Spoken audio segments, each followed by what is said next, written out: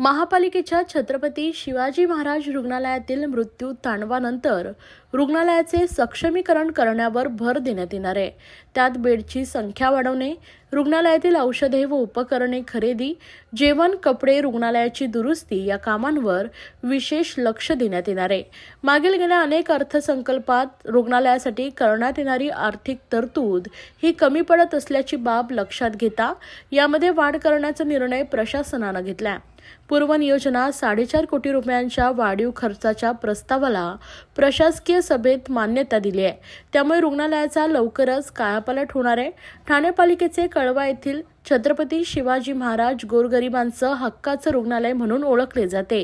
या रुग्णालयात ठाणे, कळवा, मुंब्रा या शहरासह कल्याण, डोंबिवली ते मुरबाड, शहापूर या ठिकाणांहून रुग्ण उपचारासाठी येतात।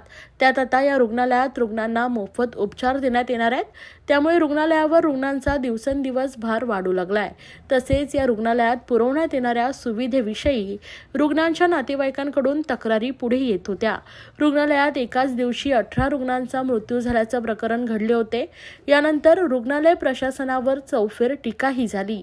याची दखल घेत ठाणे महानगरपालिका आयुक्त अभिजित बांगर यांनी रुग्णालयाचा कारभार सुधारण्याबरोबरच रुग्णालयातील उपचार खाटांची संख्या 500 वरून 1000 करण्यावर लक्ष केंद्रित केले आहे।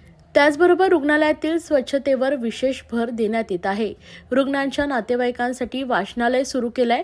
दरम्यान छत्रपती शिवाजी महाराज रुग्णालयासाठी यापूर्वी अर्थसंकल्पात औषधं व उपकरणे खरेदी, जेवण, कपडे, रुग्णालय दुरुस्ती यासाठी 23 कोटी 65 लाख रुपयांची तरतूद केली होती। त्यामध्ये पुनर्नियोजनात 4 कोटी 52 लाख 90 हजारांची वाढ केली असून यामुळे अर्थसंकल्पात एकूण 28 कोटी 17 लाख 90 हजारांची तरतूद केली आहे।